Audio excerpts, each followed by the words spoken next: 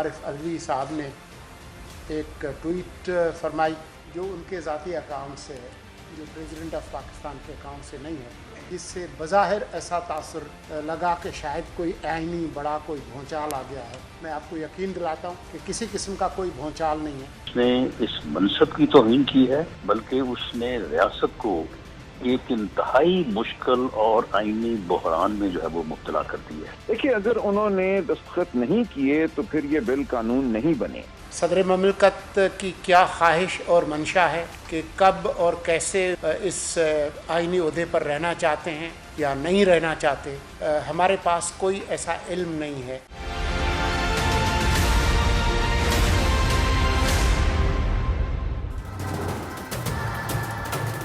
Welcome to Newsland. मैं हूं doctor Maria Zulfiqar Khan. Viewers, आज दोपहर तक मुल्क मईशत और सियासत के मुताल्लिक़ अमूमी बेयकीनी का शिकार था, लेकिन फिर दिन 1:45 पर रियासत पाकिस्तान के सरबराह ने सोशल मीडिया पर धमाकेदार ट्वीट कर दिया, जिसने मुल्क के डोलते निज़ाम को मजीद हिलाकर रख दिया है। सवालात का एक अंबार लग गया है। ऑफिशियल सीक्रेट एक्ट तरमीमी बिल 2023 और आर्मी एक्ट तरमीमी बिल 2023 पर सदर ने दस्तखत करने की तरदीद कर दी है। बिल्स के कानून बनने की खबर के कमोबेश 27 घंटे के बाद सदर ने ट्वीट की है। इतने घंटे बाद बिल्स पर दस्तखत करने से इनकारी होना अज खुद एक बड़ा सवाल है। आखिर ये कैसे मुमकिन है कि वो सदर जो हालिया दिनों में 13 बिल्स वापस भेज देते हैं, वो इन बिल्स को वापस नहीं भेज सके? क्या उनका स्टाफ उनकी मर्जी और हुक्म के खिलाफ जाकर इन पर कोई कार्रवाई कर सकता है? सदर पाकिस्तान के मुताबिक अगर उन्होंने दस्तखत नहीं किए तो फिर किसने किए? क्या ये अमल मुल्क के खिलाफ एक घिनौना जुर्म या हाई ट्रीजन नहीं कहलाएगा? सदर मुमलकत की ट्वीट की टाइमिंग पर भी मजीद सवालात उठ रहे हैं कि कवानीन के नाफिजुल अमल होने के बाद जब एक तरफ PTI की टॉप लीडरशिप इन कवानीन की पकड़ में आती है, तब दूसरी तरफ सदर साहब पब्लिक फोरम पर जाकर ये ट्वीट क्यों करते हैं? वो क्यों तस्लीम करते हैं कि वो इन कवानीन की जद में आने वालों से माफ़ी मांगते हैं? अगर उन्होंने दस्तखत नहीं किए तो फिर माफ़ी क्यों मांग रहे हैं? क्या सदर पाकिस्तान होते हुए वो इतने बेबस थे कि वो इस सब पर फौरी तहकीकात नहीं करवा सकते थे? क्या न्यूक्लियर आर्म्ड मुल्क के सदर जो अफवाज पाकिस्तान के सरबराह भी हैं, वो वाकई इतने बेखबर थे? क्या उन्होंने अक़वाम आलम में मुल्क का मजाक नहीं बना दिया? मुल्क की 76 साल तारीख में निज़ाम के साथ क्या इतना बड़ा मजाक कभी हुआ होगा? वज़ारत कानून ने सदर की ट्वीट पर रद्द-ए-अमल देते हुए तशवीश का इजहार किया है और आइन के आर्टिकल 75 का हवाला देते हुए सदर के तज़ादात की निशानदही की है। इस तमाम सूरत हाल इसके जो कानूनी इसके जुज़ हैं उस पर बात करेंगे, सियासी जुज़ हैं उस पर बात करेंगे। हमारे साथ मौजूद हैं इरफान कादिर साहब, माहिर कानून हैं आप, साथ ही साथ आमिर ज़िया साहब भी हमें ज्वाइन कर रहे हैं और सना बुच्चा साहिबा भी हमें ज्वाइन कर रही हैं। इरफान कादिर साहब, आपसे अगर शुरू करूँ, अब आर्टिकल 75 जिसका जो है वो वज़ारत कानून ने जो है बाकायदा हवाला भी दिया है और आप उसको हमसे बेहतर समझते हैं, उसमें ये आप मंजूरी दे सकते हैं या आप उस पर एतराज़ात लगा सकते हैं अगर आपके पास बिल्स कोई आए इस तरह। अब सदर साहब ने ये ट्वीट तो कर दी है कि जी मेरी मंजूरी के बग़ैर जो है ये बिल्स जो हैं वो आगे गए और ये इन पर मैंने तो दस्तखत नहीं किए। अगर वाकई उन्होंने दस्तखत नहीं की और उनकी मंजूरी नहीं थी, तो जब वो ट्वीट कर रहे थे क्या उनको नहीं चाहिए था कि जो उनके एतराज़ात थे, बिकॉज वो तो कह रहे हैं कि मुझे बहुत एतराज़ थे इस पर, तो एतराज़ात जो उन्होंने उठाए थे फिर वो भी साथ जो है वो शामिल कर देते, बता देते क्या एतराज़ात थे उनके? आपने बिल्कुल सही कहा कि सदर के पास तो आर्टिकल 75 के तहत दो ही ऑप्शंस हैं। एक ये है कि वो उस पर असेंट दे दें और दूसरा वो रिकंसिडरेशन के लिए वापस कर दें। यहाँ पे उन्होंने रिकंसिडरेशन के लिए तो वापस नहीं किया, इन्होंने तो कहा कि मैं इसको गैर मौसर कर रहा हूँ, गैर मौसर बनाया जा सके ये। और बल्कि ये लिख दिया गया कि अंग्रेजी की जो ट्वीट है वहाँ पे उन्होंने कहा कि I ask my staff to return the bills unsigned within stipulated time to make them ineffective. तो इनअफेक्टिव करने के लिए आप रिटर्न कर दें उनको, तो ये रिकंसिडरेशन वाली तो बात है ही नहीं यहाँ पे, क्योंकि आपने ठीक कहा कि जब रिकंसिडरेशन का कहेंगे तो फिर रीजंस भी देंगे ना। हवा में तो नहीं है, पार्लियामेंट को पता ही नहीं कि रिकंसिडर उन्होंने क्या करना है। तो लिहाजा ये जो सूरत हाल है कि जहाँ पे सदर ने असेंट भी नहीं दी, सदर ने रिकंसिडर का भी नहीं कहा, तो एक तीसरी स्पीसीज है पाकिस्तान के कॉन्स्टिट्यूशन में आर्टिकल 75 में, और वो है डीम्ड टू हैव असेंटेड। क्योंकि जब सदर के पास कोई रीजन ही नहीं होंगे कि किस वजह से मैं वापस भेज रहा हूँ, तो फिर जो शिक 3 है उसके तहत समझा जाएगा कि it is deemed to have been assented by the president, so that will be the end of the matter. जी जी इरफान खान साहब। जी जी, जी। तो मैंने तो कंक्लूड कर दी अपनी बात कि अच्छा। सदर ने ये जो ट्वीट किया ये गैर आईनी है हम्म, और सदर इस तरह से नहीं कह सकते कि इसको इनफेक्टिव कर दिया जाए। हम्म, और इसलिए जब एक मुद्दत गुजर जाती है तो इस तरह का जो बिल है वो समझा जाएगा कि सदर ने उसको डीमिंगली यानी तसव्वुराती मंजूरी दे दी है सदर ने। वो क्लॉज 3 ऑफ आर्टिकल 75 के तहत ये तसव्वुराती मंजूरी समझी राइट। जाएगी। सो फिर ये समझा जाए कि सदर इस पे जो है वो अब सियासत कर रहे हैं। सिंपल मैं सिंपल ये तो नहीं अल्फाज में। कहूंगा, कम हाँ। से कम सदर साहब ये जरूर कर रहे हैं कि वो अपनी लाइल्मी बता रहे हैं कि उन्होंने आर्टिकल 75 पढ़ा नहीं है। क्योंकि उन्होंने आर्टिकल 75 पढ़ा नहीं और ट्वीट कर दी है, इससे ये जाहिर होता है कि ये ट्वीट भी उन्होंने नहीं लिखी बल्कि किसी ने उनको लिख के दी है। उनका कोई जो उस ग्रुप का जिस पार्टी से वो बिलोंग करते थे उसमें से किसी ने इनको किसी उनके लीगल ने इनको लिख के दी है और इन्होंने एज इट इज उसमें डाल दी है। और जिन्होंने लिख के दी है उन्होंने भी बहुत जल्दी में लिख के दी है। उन्होंने भी आर्टिकल 75 के जो कंटेंट्स है उसको स्टडी नहीं किया और जल्दी में ये किया है। और उसमें सदर को न सिर्फ एक्सपोज किया बल्कि सदर का कन्फेशन भी बीच में लिख दिया है कि मैं एक गैर आईनी चीज कर रहा हूँ। और सदर साहब कह रहे हैं कि खुदा गवाह है कि मैं एक गैर आईनी चीज कर रहा हूँ, यानी कि मैं गैर मौसर होने की बात कर रहा हूँ जो कि गैर आईनी है। राइट। अच्छा सरा बुच्चा साहब आपकी तरफ आती हूँ। 27 घंटे गुजर गए इस मामले पर जो है वो मीडिया की जीनत बने हुए इसको, जब आपको पता खबरें आ रही थी उसके बाद अब सदर साहब को अचानक सुबह जो है दोपहर को ख्याल आता है कि जी ये तो काम हो गया है। और वो भी उस वक्त जब असद उमर साहब की गिरफ्तारी भी हो जाती है, उससे पहले शाह महमूद साहब की भी गिरफ्तारी हो जाती है। उसके बाद अचानक उनको जो है वो आज दोपहर को ख्याल आता है कि मैंने तो साइन नहीं की, ये कहाँ से साइन हो गए, ये क्या है? मतलब आफ्टर थॉट है, सियासत है, क्या है ये? देखिए वो अपनी उर्दू ट्वीट में अगर आप पढ़ें तो कह रहे हैं खुदा गवाह है, अल्लाह सब जानता है और आइन हमारा इस मामले में खामोश है। जहां आइन खामोश होता है वहां पर इस तरह की ट्वीट सामने आ जाती हैं। साथ साथ आपको ये भी पता है कि माफी के तलबगार भी वो हैं। ऑफिशियल रिकॉर्ड अगर हम निकलवा लिया जाए तो पता चल जाएगा। लेकिन मैं थोड़ा सा अगर डिफरेंट मौक़िफ़ लेना चाहूँ तो हमारे सियासतदान आज जब अपॉर्चुनिटी के सदर मुमलिकत अपने ओहदे से मुस्ताफ़ी हो जाएं और उनके पास तो कोई इख्तियार भी नहीं है कि उनका स्टाफ भी उनकी नहीं सुनता। तो मेरा सवाल ये है कि सदर जो ऐवान सदर है उसमें क्या पहले एडवेंचर्स नहीं हुए? क्या मंसूर एजाज और मेमो गेट सदर जरदारी साहब के टाइम पर नहीं हुआ था? क्या वो सदर नहीं थे? तो ये अहकामात जारी करना किसका काम है? ये अगर सदर आरिफ अलवी साहब ये फरमा रहे हैं कि मेरी स्टाफ ने बात नहीं सुनी, तो मैं ये जानना चाहती हूँ कि इतनी जल्दी ना करें, पहले ये आइडेंटिफाई कर लें कि अगर स्टाफ ने उनकी नहीं सुनी तो किन की सुनी। क्योंकि अगर मेरे मातहत कोई लोग हैं मेरे लिए काम करते हैं तो फिर उनको मुझे बाइख्तियार हूँ मैं, तो वो मेरे इख्तियारात को कैसे सल्ब कर सकते हैं? और अगर उन्होंने ये किया है तो किस वजह से किया है? क्या बुनियादी मौक़िफ़ है? अगर वो पाकिस्तान तहरीक इंसाफ में कोई सिंपैथी कार्ड अपनी तरफ लेना चाहते हैं या सियासत में आगे आना चाहते हैं तो फिर पाकिस्तान तहरीक इंसाफ को भी बहुत वाज़ेह तौर पर एक मौक़िफ़ ले लेना चाहिए था। और अगर उनको वाकई वोट बैंक अपना सिक्योर करना है या वापस सियासत में जाना है या पीटीआई का हिस्सा रहना है तो बहुत आसान है कि वो इमरान खान साहब से या चेयरमैन पीटीआई से जाके जेल में मुलाकात कर लें। लेकिन उन्होंने यहाँ तक तो उन्होंने कोई बात नहीं की। तो मेरा ये ख्याल है कि ये एक बहुत बड़ा अलमिया है इस मुल्क का कि बहुत सारी चीज़ें जो इख्तियारात का तजावुज़ होता है वो हुआ है, पहले भी हुआ है। मैं नहीं कह रही अब हुआ है या नहीं हुआ, लेकिन ये बात बहुत जरूरी है कि वो आइडेंटिफाई कर देते हैं कि कौन उनके अमले में कितने लोग हैं, कितने अफराद हैं जिन्होंने उनके फैसलों को नहीं माना, जो पाबंद थे और फिर भी उन्होंने नहीं माना। अगर उन्होंने अनसाइन भेजा है तो जिस तरह कादिर साहब फरमा रहे थे बिल्कुल ठीक बात है, गैर आईनी है और वो माफी के तलबगार भी हैं। तो एक तरफ आप कह रहे हैं आपने दस्तखत नहीं किए, दूसरी तरफ आप ये भी मान रहे हैं कि आपके दस्तखत किए बगैर कानून अमल में भी आ गया है, उसके खिलाफ कार्रवाई भी हो रही है, उसके तहत कार्रवाई भी हो रही है।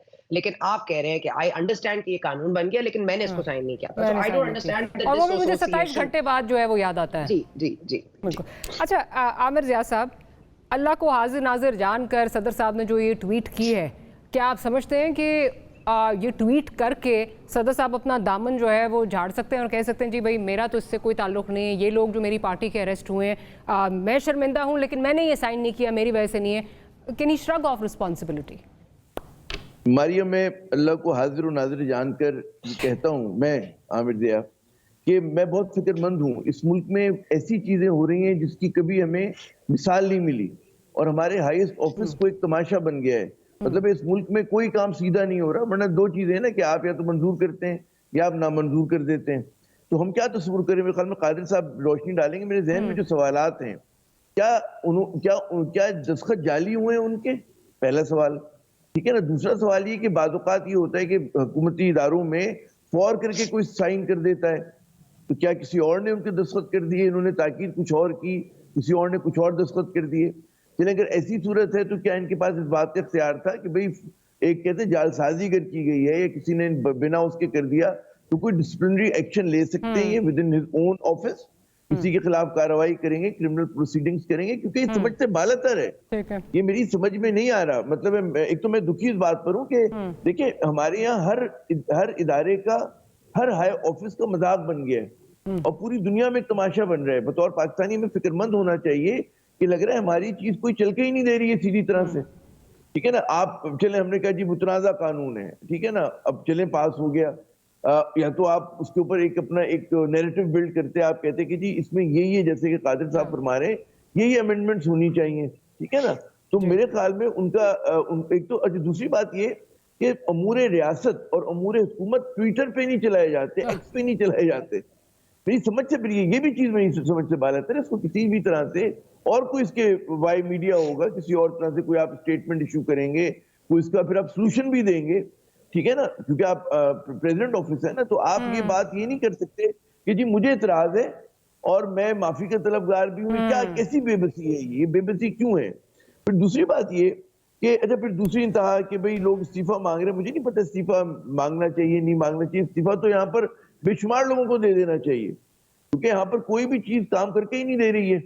कोई चीज जो है प्रो पीपल अवाम की भलाई के लिए, मुझे बताइए कहाँ चीजें हो रही हैं।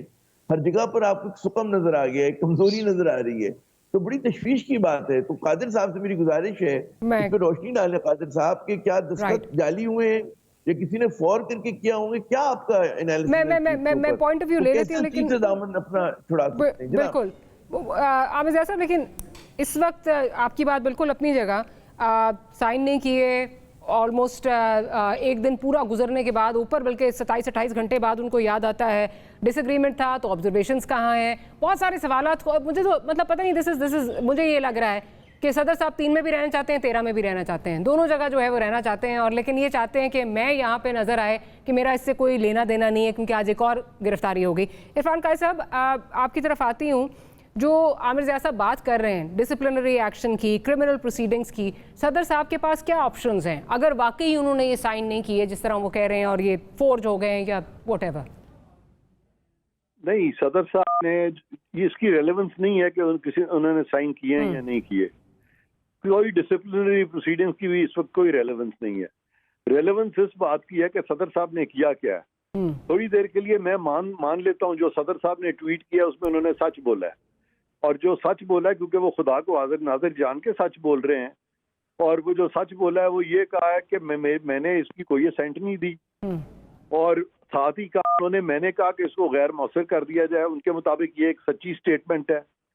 तो ये इसको जब सच मानेंगे तो गैर मौसर, अगर वो मान रहे हैं कि उन्होंने कहा कि गैर मौसर कर दिया जाए, तो इस पे देखना है कि आया ये जो चीज उन्होंने की है आइन के मुताबिक की कि नहीं की। तो आइन के मुताबिक वो नहीं कह सकते कि इसको गैर मौसर कर दिया जाए, बस सिंपल एज दैट।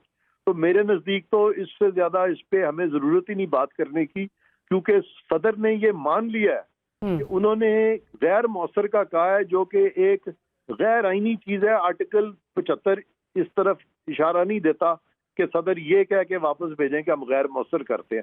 सदर ये नहीं कह सकते। ठीक है, ब्रिगेड साहब भी हमारे साथ इस वक्त मौजूद हैं। ब्रिगेड साहब, आप आज की जो डेवलपमेंट्स हैं उसको किस तरह देख रहे हैं? अगर वाकई उन्होंने साइन नहीं किया, अगर उनके साइन जो हैं वो फोर्ज हुए हैं, तो अभी तक ना कोई, जिस तरह सना भी बात कर रही थी, ना कोई जिम्मेदारों का तयन हुआ है, ना कोई जिम्मेदार जो है उनको उन्होंने पॉइंट आउट किया है, ना कोई इंक्वायरी कराई है। आप किस तरह आज की इस ट्वीट को किस तरह देख रहे हैं? देखें डॉक्टर वारिया, 2-3 चीज़ें हैं बड़ी क्लियर। एक तो आर्टिकल 75 जो इरफान कादर साहब ने बात की, उसमें एक तो होता है कि प्रेसिडेंट उसको साइन कर देते हैं। If it doesn't sign then he has to write certain observations कि these are the 1, 2, 3, 4 reasons, based on that I am returning for reconsideration. जब आप ये पॉइंट लिख देंगे देन फिर साइन करना सब खत्म हो जाता है। तो एम्बिगुइटी होनी नहीं चाहिए। फिर आप उसके बाद आप इस स्टेज पे आपको चाहिए था आप अपने सेक्रेटरी को बुलाते और उससे इंक्वायरी करेंगे कि हु इज रिस्पांसिबल, बजाय इसके कि आप टीवी पे आकर ऐसी बातें कर रही हैं, then you are creating another confusion. जो पहले से कितने हालात ख़राब चल रहे हैं अब और करना चाहते हैं। मुझे ये लगता है कि इन्होंने कोई साइन या तो कर दिया है और पीटीआई ने इनके ऊपर बहुत सख्त जो लानतन इसलिए की है कि ये देखें ये वो उमर पे पकड़े गए और उसके बाद वो क्या नाम है शामिद कुरैशी पकड़े गए एंड सो ऑन सो पकड़े गए, क्यों, it's an after thought. But in चीज़ों में बड़ी मैच्योरिटी होनी चाहिए। प्रेसिडेंट 4-4.5 साल से साइन कर रहे हैं डॉक्यूमेंट्स, तो he should know what is the procedure. तो मेरे ख्याल में इस लिहाज से इस स्टेज के ऊपर it should not have been highlighted like this, जिस तरीके से आपने अपनी आपकी जान छुड़ाने के लिए, और इसके लिए मैं आई पर्सनली फील कि president I think it should resign on these issues के ऊपर। अगर ऐसी बातें करते हैं तो दैट मीन कि अपने सेटअप में वीकनेस है, आपने उसको क्यों शो नहीं किया। आपको चाहिए था I have carried out immediate inquiry and so on so possible. इसको मैं इसकी रिकमेंड कर रहा हूँ डिसिप्लिन एक्शन। ठीक। सरा साहिबा, अभी आपने सुना ब्रिगेडियर साहब बात कर रहे हैं और आप पहले से डिसएग्री कर रही थी कि नहीं जो है वो इस पे डिमांड नहीं आनी चाहिए कि जी इस पे जो आपको रिज़ाइन कर देना चाहिए। बट क्या आप ये नहीं समझती, चलें एक आपने एग्जांपल दिया वो अपनी जगह, बट इस वक्त जो जिस तरह चीज़ें चल रही हैं, जो जिस तरह उनकी पार्टी का जो इस वक्त प्रॉब्लम्स आ रही हैं, जहाँ पार्टी एक तरफ खड़ी है, सदर साहब कहीं लगता है दूसरी तरफ खड़े हैं, अगर वाकई ही वो अपनी लॉयल्टीज़ अगर वो प्रूव करना चाह रहे हैं, because this tweet clearly points towards that direction कि मैं अपने जो पार्टी के लोग हैं उनको बताना चाह रहा हूँ कि मैं आपके साथ ही खड़ा हुआ हूँ। उस पॉइंट ऑफ व्यू से अगर देखा जाए तो क्या सदर साहब को वाकई रिज़ाइन फिर नहीं कर देना चाहिए अगर वो अपनी लॉयल्टी दिखाना चाह रहे हैं इसमें?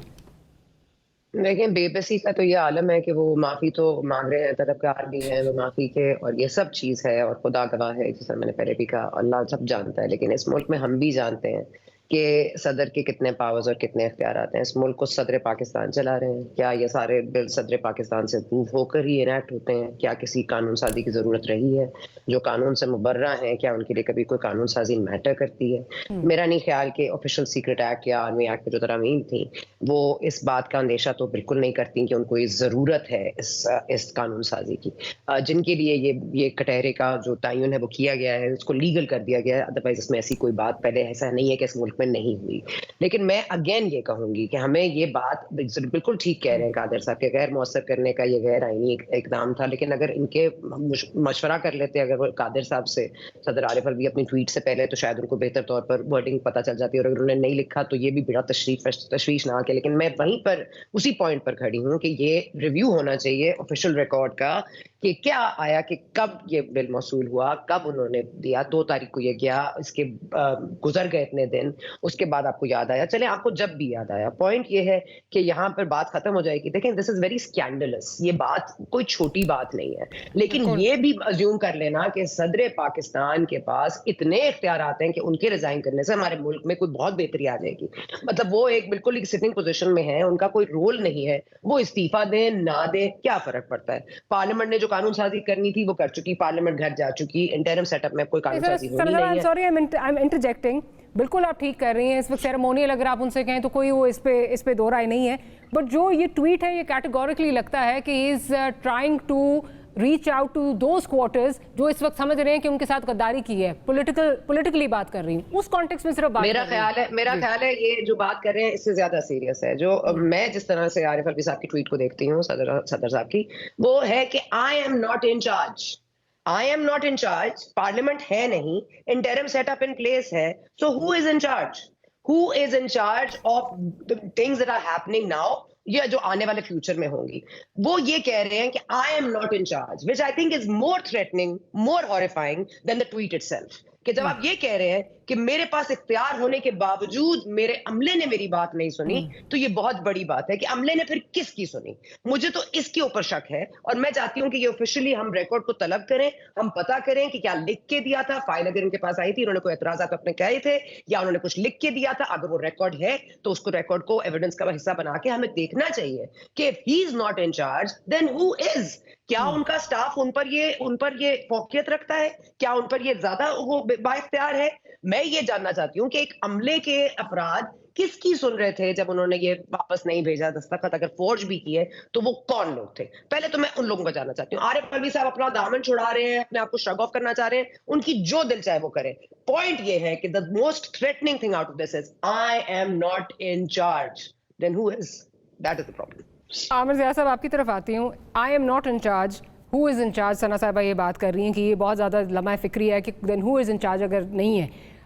बट अगर वाकई सदर साहब जो है वो इंचार्ज नहीं है और कोई और इंचार्ज है, again I beg to differ with Sana little bit, तो फिर उनको ये ओहदा जो है वो छोड़ देना चाहिए ना। अगर उनके पास वाकई कुछ नहीं है, जो कुछ दे ही नहीं सकते, कुछ उनके पास इंचार्ज ही नहीं है, कुछ उनके पास कंट्रोल नहीं है, तो फिर क्यों है इस ओहदे पे वो?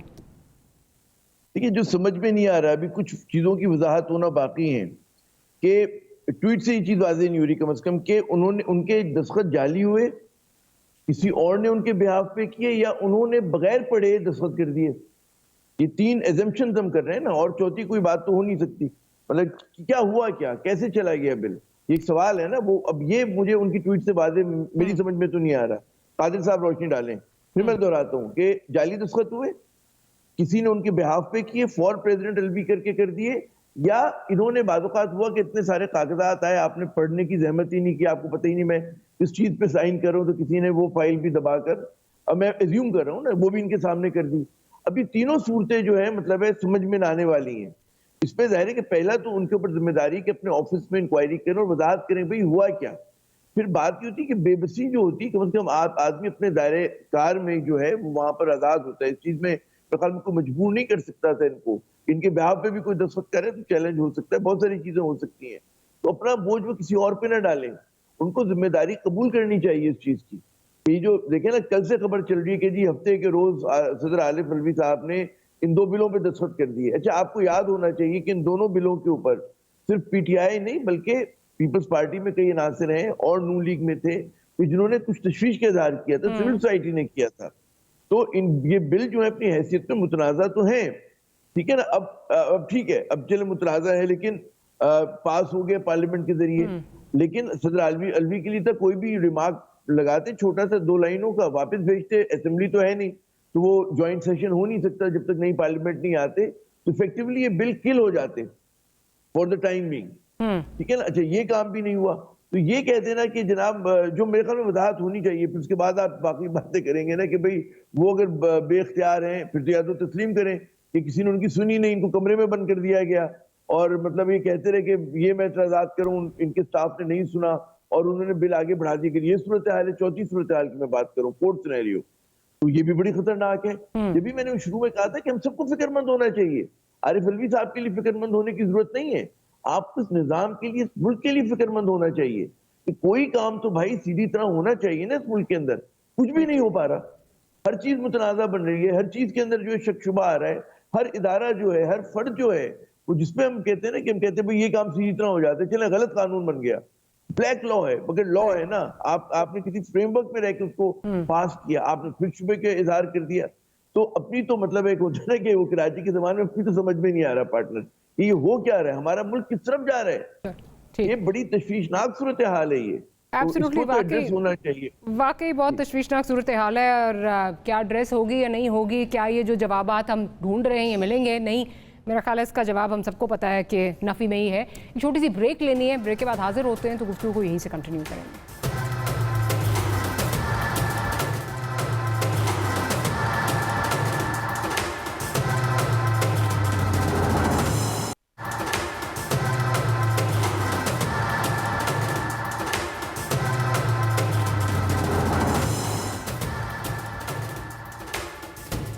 Welcome back after the break. Program के पहले सेगमेंट में हम बात कर रहे थे जो सदर साहब का ट्वीट आया है, और जिस हवाले से ये ट्वीट आया है वो ऑफ कोर्स साइफर मामला है। साइफर मामले में चेयरमैन पीटीआई ऑलरेडी जो है वो उनके लिए घेरा जो है वो तंग हो रहा है, लेकिन कल शाह महमूद कुरैशी साहब गिरफ्तार हो गए, आज असद उमर साहब गिरफ्तार हो गए। तो मैं ज़रा ब्रिगेडियर साहब की तरफ चलती हूँ। ब्रिगेडियर साहब, ये बताइए कि आपको लगता है कि आने वाले दिन जो हैं वो कीपिंग इन माइंड के अब आज़म खान का जो है वो 164 का भी बयान आ गया, 161 का भी बयान आ गया है, आने वाले दिनों में मज़ीद जो है वो मुश्किलात हो सकती हैं vis-a-vis cipher issue, for the leadership of PTI? देखें, ये जब ये अरेस्ट हुए हैं, इनकी इंक्वायरी अब जैसे FIA कर रही है, तो जाहिर है कि इसके बाद ये कहीं कंक्लूड तो होंगे, मंदे के अंजाम तक जो उन्होंने पहुंच रहे हैं। वो देखने कि उसका क्या होता है। उसमें चेयरमैन PTI की कितनी इन्वॉल्वमेंट है, असद उमर की कितनी है, शामद कुरैशी कितनी है, फॉरेन मिनिस्टर, और उसके बाद आजम खान जिनके थे प्रिंसिपल सेक्रेटरी, उनकी कितनी है, ये देखने। फिर ये डॉक्यूमेंट एक्चुअली गुमा था या इसकी कॉपी हुई थी। आई एम श्योर कि अगर कुछ अच्छा वो वहाँ पर है फॉरेन सेक्रेटरी या वहाँ पर जो इसको डॉक्यूमेंट को होल्ड करते हैं, ही शुड नेवर, इसकी ना कभी कॉपी होनी चाहिए, ना कभी ये फाइल से निकलना चाहिए, ये फाइल में पढ़ना चाहिए और उधर ही वापस होना चाहिए और सेफ कस्टडी में टॉप सीक्रेट डॉक्यूमेंट में चला जाना चाहिए, बिकॉज ये सफारती आदाब के खिलाफ है। उसके बाद इसको, लेकिन जिस तरीके से आपने एक्सप्लॉइट किया है, दिस इज रॉन्ग। आप ऐसी चीज़ों को एक्सप्लॉइट नहीं कर सकते जो गवर्नमेंट टू गवर्नमेंट जैसे आपके स्टाफ लेवल बातें होती हैं, ये लोकल फॉरेन ऑफिस की कंजम्पशन के लिए होती है, या जो रेलेवेंट ऑफिसर्स होते हैं लाइक चीफ आर्मी स्टाफ हैं, फॉरेन मिनिस्टर हैं, प्राइम मिनिस्टर हैं, chairman joint chief of staff committee हैं, रिलेटेड टू अगर नेवी है तो वो फिर नेवल चीफ आ जाएंगे, एयर चीफ आ जाएंगे। इन चीज़ों का बहुत ख्याल रखना चाहिए। आई थिंक प्राइम मिनिस्टर अगर 4-3.5 साल रहे हैं, he must know what he has to do. आप ये चीज़ें इररिस्पॉन्सिबल तरीके से इस्तेमाल नहीं कर सकते। फिर बाद में आप कह रहे हैं कि वो छोड़ दें, वो पुरानी बात थी, तो आप तो अमेरिका से हमें ताल्लुकात नहीं, आप इंटरव्यू दे रहे हैं और उनमें अपने आप को सिंपैथी गेन कर रहे हैं। ये चीज़ों की वजह से आपने मुल्क को भी नुकसान पहुंचाया और अपनी पार्टी को भी, अपने आप को नुकसान पहुंचाया। 9 में भी इसी तरह किया कि आपने 25 मई को एक नैरेटिव बिल्ड किया, करते करते अल्टीमेटली आपने 9 मई को कन्विनेट किया और बच्चों के माइंड बॉल्यूट कर दिया। आपने कितना उनका नुकसान किया, बच्चों का, अपनी पार्टी का, और फिर पार्टी को रिट्रीव करने की कोशिश नहीं की है कि अगर आप कहें कि जी नहीं मैंने अब हैंड ओवर कर दिया सो को और वो चलेंगे इलेक्शन तक, जब तक मैं कैसे करूँ, वो भी नहीं किया। दैट मीन्स ही डजंट, वही सेड इफ PTI है तो चेयरमैन है, अगर चेयरमैन नहीं है तो PTI नहीं है, and that is what he I think thumb rule, which is very wrong. अच्छा सना साहिबा, आपको क्या लग रहा है जो आज़म खान साहब का बयान आया है, उसके बाद अब जो गिरफ्तारियां भी हो रही हैं, जो सारी चीज़ें चल रही हैं, किस तरफ जा रही हैं चीज़ें PTI के लिए? देखिए, PTI ने अपने दरवाजे खुद बंद किए हैं। एक रोशनदान था, उससे कुछ रोशनी और हवा का चारा मिलता था, लेकिन अब वो भी बंद हो गया है। तो ये अंधेरे में जो इस वक्त पार्टी आ गई है और काल कोठरी बंद हो गई है, तो इसमें इनका अपना किरदार बहुत ज्यादा है। मेरा नहीं ख्याल कि कोई भी इस मामले को इस तरह एक्सप्लॉइट करता। तो ऑफिशियल सीक्रेट एक्ट की जहाँ तक बात होती है, आप जब ओथ लेते हैं तो आप ये प्रॉमिस करते हैं, आप ये स्वेयर बाय करते हैं कि मैं कभी जिंदगी में पाकिस्तान के लिए कोई ऐसी चीज नहीं करूंगा जिससे उसको नुकसान हो, उसके मफादात को नुकसान हो, और मैं किसी से शेयर नहीं करूंगा अगर it's not the relevant authority. तो मुझे बता दें, इनका फोन तो बुशरा बीबी के पास होता था, हर चीज तो उनको पता थी, आजम खान साहब को भी पता थी, और आजम खान साहब ने मिनट्स ऑफ द मीटिंग बना दिया। एक ऑडियो पहले ही बड़ी वाजे हो गई थी, अब लाख कही है कि वो फॉर्ज्ड थी या गलत थी या तोड़ जोड़ के बनाई गई है, लेकिन ये बात सामने आ चुकी थी, इसको किसी ने डिनाई भी नहीं किया। आजम खान साहब ने खुद अपने मुंह से कहा कि मिनट्स ऑफ द मीटिंग में हमारे हाथ में, हम बना लेंगे। एक साइफर था, हकीकत थी, लेकिन मेरा नहीं ख्याल कि अमेरिका इतना बेवकूफ़ है कि हुकूमत गिराने के लिए वो जिस क्वार्टर से वो रब्ता कर सकता था उससे ना करता और पॉलिटिशियंस को पैसे देकर ये अदम एतमाद लाता। तो मेरा ख्याल है अमेरिका इतना बेवकूफ़ था नहीं, और मेरा ख्याल है कि हम भी इतने बेवकूफ़ नहीं है, लेकिन ये मंजन बेचा गया, हमने खरीदा।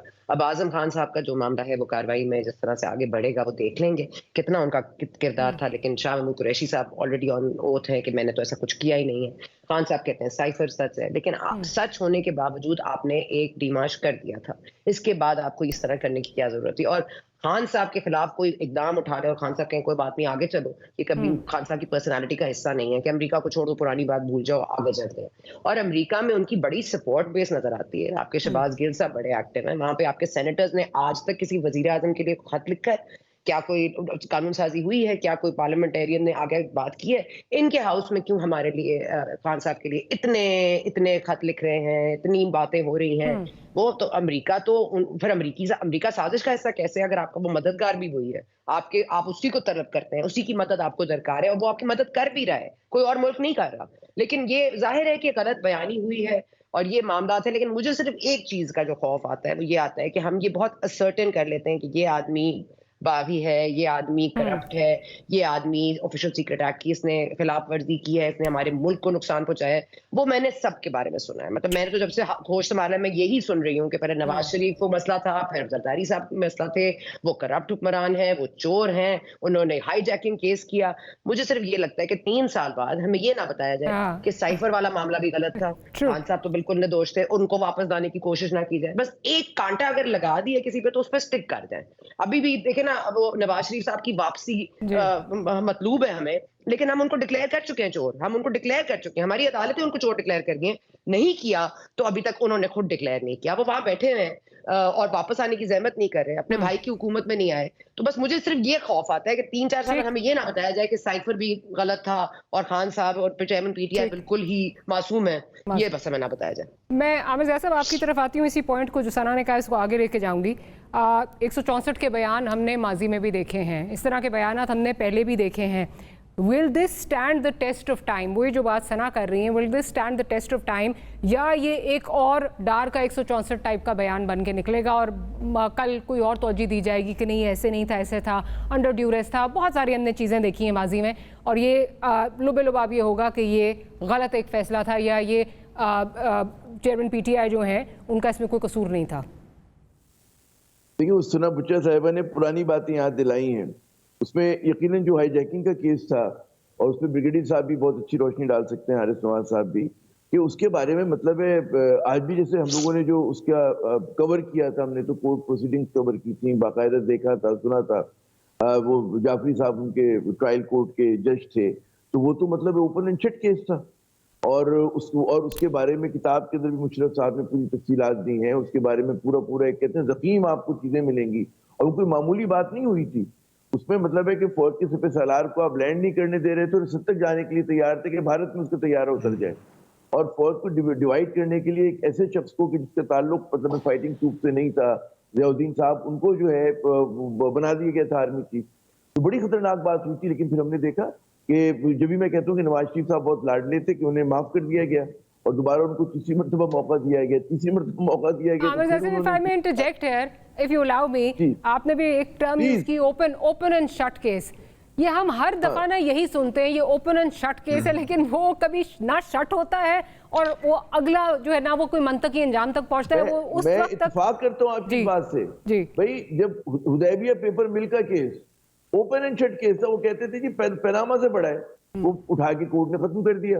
अच्छा, उसी तरह आप देखें मतलब एवन फील्ड का केस हुआ, ये अल अजीजिया का हुआ, और बहुतेरे केस 32 अरब की जो मनी लॉन्ड्रिंग का शहबाज शरीफ साहब पे था, ठीक है ना, इनका जो था इसहाक डार का जो उन्होंने पूरा बनके इतना बड़ा सद्दा कन्फेशन तक कहाँ गया वो। तो हम किस बात पे यकीन करें? अब तो मुझे हर चीज पे शुबा होने लगा है, ठीक है, हर चीज पे इतना शुबा हो, क्योंकि हमें यही तहकीकाती इदारे FIA और नैब बताते थे कि जनाब हमारे पास बोरियों में भर के शवाहिद मौजूद हैं। तो फिर सना ने जिस उसका अंदेशे का इजहार किया है वो कल को कुछ भी हो सकता है, तो हमें तो किसी चीज पे यकीन नहीं आ रहा, ठीक है ना। अच्छा, फिर सेइंग दैट, एक तो ये बात हो गई कि माजी में देखें कि और जब भी देखें तो परसेप्शन इतना स्ट्रांग है कि जब आप चाहते हैं उनको बहाल करना, तो लोगों की बड़ी कसीर तादाद है जो समझती है कि जी PDM की जो रहनुमा है, ये जो क़यादत है, उस पर भरोसा नहीं किया जा सकता। आप ये बात तस्लीम करें कि बहुत सारे पाकिस्तानी जो है वो इतबार करने को तैयार नहीं है उस पर। वो चाहे वो अब्दुल बासित साहब की किताब आप पढ़ लें, हॉस्टिलिटी, जिसमें बता रहा था कि इंडिया के साथ कैसे वन साइडेड कंसेशन दिए नवाज शरीफ साहब के दौर में, तो पूरी चार्जशीट है वो, ठीक है ना, और मुस्तनद नामों के जरिए। तो एक बात हो गई, मगर मैं यहाँ पे ये बात अर्ज करना चाहता हूँ कि पाकिस्तान के जो मफादात हैं सबसे मुकद्दम होते हैं, और बाद औक़ात कुछ चीजें ऐसी होती हैं। देखिए, अमेरिका के साथ जो है पाकिस्तान किसी भी किस्म का सींग फंसाना अफोर्ड नहीं कर सकता। हालांकि हमें पता है कि आज अमेरिका के मफादात भारत के साथ जुड़े हुए हैं, वो उनके स्ट्रेटेजिक पार्टनर है। पाकिस्तान और अमेरिका के दरमियान कन्वर्जेंस ऑफ इंटरेस्ट बहुत कम चीजों के ऊपर है। अफगानिस्तान से पुल आउट के बाद और कम हो गया है, ठीक है ना। उसके बावजूद वो मतलब है हमारी एक बहुत बड़ी मंडी है, हम लोग एक्सपोर्ट करते हैं वहां पर चीजें, यूरोप में करते हैं, तो हमारी जो क़यादत को जाहिर है कि हम प्रोवोक नहीं कर सकते उसको। हमें बच बचा के चलना है ना, मतलब हम तो पहलवान नहीं इलाके के या दुनिया के। तो वहां पर मैं समझता हूँ कि जिम्मेदारी का सबूत देना चाहिए था पाकिस्तान के एनलाइटेंड सेल्फ इंटरेस्ट के अंदर, और उसमें आप रॉन्ग साइड ये नहीं कह रहे कि आप अपने मुल्क के इंटरेस्ट को फॉलो ना करें, चीन से भी दोस्ती करें, रूस से भी दोस्ती करें, लेकिन उसके लिए एंटेगनाइज करने की जरूरत नहीं है। हमारे यहाँ जो बढ़त मारने का मसला है ना कि भाई अफगानिस्तान से पुल आउट किया अमेरिका और नेटो फोर्सेस ने, ठीक है ना। अब आपको पता है उसमें वो मलबा हम पे गिराते रहे हमेशा कि जी पाकिस्तान मदद कर रहा था, तो मैं बयान देने की जरूरत ही नहीं थी कि जी स्लेवरी से आजादी हो गई। भाई चुपचाप रहे आप उस बात पे। अब वो बेचारे वैसे ही गुस्से में जा रहे हैं, नाराज होके जा रहे हैं, आप उन पे मजीद नमक पाशी कर रहे हैं उनके जख्मों पे, तो अकलमंदी तो नहीं हुई ना ये है मारिया साहबा, तो ये नहीं करना चाहिए था। तो वहां पर कुछ चीजों पे खामोशी, एक बुर्दबारी, एक कहते हैं ना कि वो टैक्टिक्स बहुत जरूरी होती है, डिप्लोमेसी बहुत जरूरी होती है। क्या बेशक दुनिया भर में ये होता है कि आपका एक्शन कुछ भी हो, लेकिन बात आप करेक्ट कर रहे हो, बात आप गलत नहीं कर सकते जब आप रिस्पॉन्सिबल पोजीशन पॉलिटिकली करेक्ट रहे हैं आप। मुझे रियासती मफाद के लिए कुछ भी करेंगे आप, रियासत के लिए किसी हद तक अमल में अग्रीड। एक छोटी सी कहेंगे नहीं ये बिल्कुल, एक छोटी सी ब्रेक लेनी है। ब्रेक के बाद ये पॉइंट जो है वो ब्रिगेडियर साहब की तरफ भी लेकर जाऊंगी। Will be right back.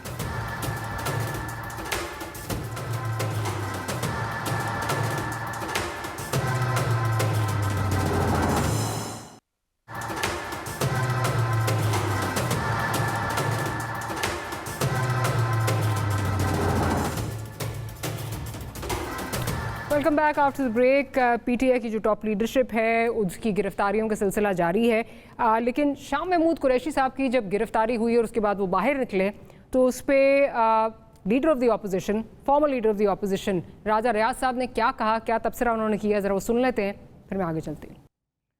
Brigadier साहब की मेरा ख्याल है कुछ ऑडियो का इशू आ रहा है। सना साहब आपकी तरफ आती हूँ, क्या ये वाकई पीटीआई के खिलाफ जो है वो शिकंजा टाइट हो रहा है, या आप समझती हैं ये किसी डील का हिस्सा है जिसमें कोई ड्राई क्लीनिंग सर्विस चल रही है? किस तरह देख रही हैं आप? देखिए हमारे दुनिया में ना अरेंज मैरिजेस की ये रिवायत है कि अरेंज मैरिजेस ज्यादा चलती हैं, लव मैरिजेस जरा कम चलती हैं। ये फोर्स्ड मैरिज थी, तो ये फोर्स्ड मैरिज में जो आते हैं वो तो बहुत जल्दी, फोर्स्ड मैरिजेस तो बिल्कुल नहीं चला करती, कोई लॉयल्टी की बुनियाद पर इनकी पार्टी में था नहीं, जो है वो अभी रूपोस्ट है, जिस तरह से राजा रियाज साहब ने खुद बताया। लेकिन राजा रियाज साहब ये बता दें, मुआहदा करने वाले जो है जो दूसरी तरफ मैं, तो उन्होंने उनको बताया कि मुआहदा हुआ है। तो ये खटक साहब से भी मैंने इंटरव्यू किया है हाल ही में, तो उन्होंने भी यही कहा था कि ये बड़ा मामला है। मैंने तो पूछा शाह महमूद कुरैशी साहब से कि क्या बात तुम्हारी चल रही है, क्या हुआ है जो तुम्हें छोड़ दिया है, तुम क्या करने आए हो? तो कहते हैं ये वाज़े तौर पर एक मामला है, उन्होंने नहीं बताया। लेकिन मेरा ख्याल है राजा रियाज साहब की गुफ्तगू जो है वो पहुंच गई मुआहदा करने वालों को तक, और उन्होंने फौरी तौर पर इनको गिरफ्तार कर लिया। अब साइफर का मामला है या वाकई कोई कार्रवाई है, देखिए पीटीआई के खिलाफ घेरा तंग नहीं हुआ, पीटीआई खुद तंग हो गई है, और पीटीआई को इतनी अपने तंगी पैदा हो गई है कि वो इधर जा रही है उधर जा रही है। नौशहरा में कल भी आपको पता है जलसा किया खटक साहब ने। अब आप लाख कहिए कि जी पीटीआई का सपोर्ट बेस खत्म हो गया है, क्या हो गया है क्या नहीं हो गया, लेकिन देखें आप सियासतदान तो इधर उधर हो सकते हैं, पार्टी लीडरशिप तो इधर उधर हो सकती है, लेकिन अवामी मैंडेट जो है, यहाँ पे मसला ये है इस मुल्क में, मैं लास्ट पॉइंट बोलूंगी मारिया, कि इस मुल्क में जब तक आप मकबूल होते हैं आप कबूल नहीं रहते, और जब आप कबूल हो जाते हैं तो आप मकबूल नहीं रहते। तो मसला ये है कि जब तक हम मकबूल होते हैं हमारी कबूलियत खत्म हो जाती है। तो इस मुल्क में इस वक्त से डरना चाहिए जब आपकी कबूलियत खत्म हो जाए। मकबूलियत को तो खैर टारगेट कर ही लेंगे, उनको उसका चैलेंज भी हम फेस कर लेंगे, लेकिन मकबूलियत जो है वो कबूलियत के ऊपर हावी नहीं होती। अच्छा ब्रिगेडियर साहब आपकी तरफ आती हूँ, आई होप आप मुझे सुन पा रहे हैं इस वक्त। आपका भी इस पे पॉइंट ऑफ व्यू, ये आपसे पॉइंट ऑफ व्यू इसका लेना चाहूँगी। शाह महमूद कुरैशी साहब का जेल से निकलना, फिर ये इल्ज़ाम लगना कि जी कोई डील का हिस्सा है, फिर वापस उनका जेल में जाना, ये क्या हो क्या रहा है? ये कोई वाकई ही कोई डील का हिस्सा है, कुछ जो है वो और चीज़ें कार फरमा है, या वाकई शिकंजा जो है वो कसा जा रहा है पीटीआई के अगेंस्ट? नहीं, आई थिंक जो पीटीआई की जो भी बात की थी बिल्कुल ठीक थी कि ये अपनी गलतियों से अपने कुएं में गिरते जा रहे हैं। हर दफ़ा आप कोई ऐसी बात कर देते हैं और जो कंट्रोवर्शियल होती है और वो एक्सेप्टेबल नहीं होती है, उससे कन्फ्यूजन होती है, आवाम में एक डिफरेंट किस्म के हिजान पैदा होता है, तो उन चीज़ों के ऊपर फिर जो होती है वो आपकी जो गवर्नमेंट है उस पर एक्ट करती है। आपको चाहिए कि एक दफ़ा फैसला करें आपने क्या करना है। आप आए हैं बाहर, आके कभी आप कोई बात करते हैं, कभी आप किसी की बात करते हैं, कभी आप साइफर की बात करते हैं, उसके फिर डिफाई करते हैं। Say what is the thing, आपने फॉरेन मिनिस्टर को सब कुछ पता है, ही शुड से कि cipher is the reality, we all say, क्योंकि नेशनल सिक्योरिटी कमेटी में ये पेश हुआ, वहाँ पर इसको बिलेटेड इंटरफेरेंस कहा गया, उसके बाद इसको डिमार्च कर दी गया, तो इट इज़ फिनिश्ड। इसके बाद आप पूरा एक साल एक पेपर लेके क्यों नहीं, और फॉरेन मिनिस्टर जो रिस्पॉन्सिबल हैं फॉरेन ऑफिस के, वो इसको उस वक्त बोलते नहीं हैं, और आप चलते जा रहे हैं, फिर प्रोटेक्टिव मिनट्स लेके वो भी कहीं लीक आउट कर दिए जाते हैं। तो ये बड़ी ख़तरनाक चीज़ें हैं, इसलिए ये चीज़ों में कहीं ना कहीं हमें फुल स्टॉप लगाने की ज़रूरत है। और वो फुल स्टॉप जब ही लगेगा जब इंक्वायरी कंप्लीट हो, लेकिन बिल्कुल इंसाफ के तकाजे पूरे करें और उसके बाद कंप्लीट करके जो भी रिस्पॉन्सिबल है उसको सजा दी जाए, ताकि इट शुड मस्ट बी एक लेसन हो सबके लिए। होता ये है कि कहीं हम इसको लॉजिकल कंक्लूजन पे नहीं लेके जाते हैं, that now we should do it definitely. नहीं, लेकिन ब्रिगेडियर साहब वही पिछले हिस्से में जो डिस्कस हम कर रहे थे कि ना ये केसेस कभी मंतकी अंजाम तक पहुंचते हैं। उसके बाद होता ये है कि अगर पॉलिटिकली डायनामिक्स चेंज हो जाएं तो वापसी सियासतदानों की हो जाती है, इनको सर्द खाने में रख दिया जाता है, जब मामला फिर ख़राब होते हैं ये फिर से कहीं से निकल आते हैं, तो मंतकी अंजाम तक पहुंचते नहीं हैं। आपको इस दफ़ा उम्मीद है कि ये मंतकी अंजाम तक पहुंचेंगे? आई एम सर्टन के जिस तरीके से अभी चल रही हैं चीज़ें, और ये बहुत ज़रूरी है, देखिए कहीं ना कहीं इसको स्टॉप करना चाहिए। इसको हुकूमत तो मिलके कोई चाहे वो पुरानी हुकूमत ही आप चाहे केयर टेक कर दें, they have to continue with this. अच्छा, आमिर ज़िया साहब मुस्कुरा रहे हैं ब्रिगेडियर साहब, मैं ज़रा उनका पॉइंट ऑफ व्यू उस पर लेना चाहती हूँ। आमिर ज़िया साहब, मेरा ख्याल है वो जो मेरा स्केप्टिसिज्म है वो आपके यहाँ भी मौजूद है कि ये मंतकी अंजाम तक पहुँचेंगे नहीं केसेस। बिल्कुल, मुझे पता नहीं क्यों शक शुबा रहता है आजकल, मैं हर वक्त शुबे में पड़ा रहता हूँ। उसकी वजह यही है कि हमने देखा, क्योंकि कई बार हम ईमान लेकर आए ना इन चीजों के ऊपर कि जी ये आदमी जो है या ये शख्स जो है या ये पार्टी जो है, ये तो मतलब है इसने तो मुल्क की दुश्मनी में पता नहीं कहाँ तक चली गई है, मगर हम देखते हैं कि बाहर हो जाती है वो कुछ अरसे के बाद। ठीक है ना, यहाँ पर इतने बड़े बड़े मतलब है कि आप सोचें कि वारदातें हुई हैं पाकिस्तान के साथ, लेकिन हमने देखा कि वो लोग दोबारा मेन स्ट्रीम के अंदर आ जाते हैं, उनको हारपूल पहनाए जाते हैं, वो फिर मतलब एयरफोर्स के तैयारे में वापस आ रहे होते हैं। तो किस बात पे यकीन करें, समझ में नहीं आ रहा। खुदा करे जो ब्रिगेडियर साहब कह रहे हैं कि जनाब जिन लोगों ने कोई किया है इस तरह का एक्ट उनको सजा मिले, लेकिन फिर मेरा एक और सवाल है, क्या आप ये कैसे कर सकते हैं कि एक सेट ऑफ पीपल को तो आप सजा दें और बाकियों ने इतने ही खतरनाक काम किए, उनसे ज्यादा बातों का खतरनाक चीजें की, करप्शन भी की है, मुल्क दुश्मनी भी की है, दारों के खिलाफ साजिश भी की, उनको छोड़ दें आप? तो सिलेक्टिव जस्टिस जो है अवाम कबूल नहीं करेंगे। आपको अगर कहते हैं कि इदारों को और रियासत का एतमाद बहाल कराना है तो फिर आप यकसा करें। अगर आप कहते हैं कि घड़ी चोरी बहुत बड़ा मसला है, हम मानते हैं घड़ी चोरी बहुत बड़ा मसला है, उसको मिस रिपोर्ट किया बहुत बड़ा मसला है, तो इस मुल्क में तो भाई इससे बड़े बड़े जराइम हुए, उनका कौन हिसाब लेगा? और उन लोगों को क्या वजीर और सफीर बनाना है इस मुल्क में? तो हम जैसे पाकिस्तानी दरख्वास्त करते हैं दस्ता कि जनाब बहुत अच्छा करें, हम तालियां बजा रहे हैं, और मैं आने वाले दिन देख रहा हूँ कि मजीद सख्त होंगे पीटीआई पे, लेकिन चलें कर लें, बिल्कुल हर तरह की सख्ती कर लें, और जिन्होंने जो भी जराइम की उनको सजा दें, लेकिन आप ये नहीं कर सकते कि उससे बड़े जराइम को आप छोड़ दें। अगर आप ऐसा करेंगे तो फिर लोगों का एतमाद जो है वो खत्म हो जाएगा रियासत पे, इंसाफ पर, इदारों पे, तहकीकाती इदारों के ऊपर। तो इस चीज को बहाल करने के लिए हो ये रहा है कि अब देखिए ना, गुनाह जो है वो किसी और ने सरजद किए, जराइम किसी और ने इर्तिकाब किया, और उसकी जो तनकीद हो रही है वो किसी और पर हो रही है। ये समझना चाहिए कि आप जो है अगर इस करप्शन का बोझ अपने सर पे उठाकर आप समझते हैं कि पाकिस्तान को उस तूफानी दरिया से निकाल लेंगे, नहीं निकाल सकते। एक काम किया जा सकता है कि आप इवन हैंडेड करें और उसमें फिर जो पड़ा है आप बिल्कुल नए सेट ऑफ पीपल को आने दें। आप कहेंगे और जिसको भी लोग मुंतखब करते हैं, लेकिन आप फिर ये नहीं कर सकते कोई एक को गिरा दें और दूसरे को जो उतना ही बदनवान है। और आप ही ने बताया था, मुझे कोई वही नहीं आई थी, मेरी तो भैंस नहीं चोरी की शरीफ खानदान ने या जरदारी खानदान ने, मुझे तो कोई नुकसान नहीं पहुंचाया, मैं तो मामूली आदमी हूँ, मामूली से सहाफी हूँ। तो मतलब है उनके खिलाफ क्यों नहीं कार्रवाई होती भाई? चले आमिर ज़िया साहब, उनके साथ जो हाली मुहाली है, आप जो कह रहे हैं बिल्कुल मेरा ख्याल है हम सब भी यही चाहते हैं कि अकाउंटेबिलिटी अगर हो तो यकसा अकाउंटेबिलिटी हो, सिलेक्टिव ना हो, जो सबको कबूल हो। लेकिन क्या वो होगी या नहीं होगी, इसका मेरा ख्याल है हम चारों जवाब जो है वो जानते हैं।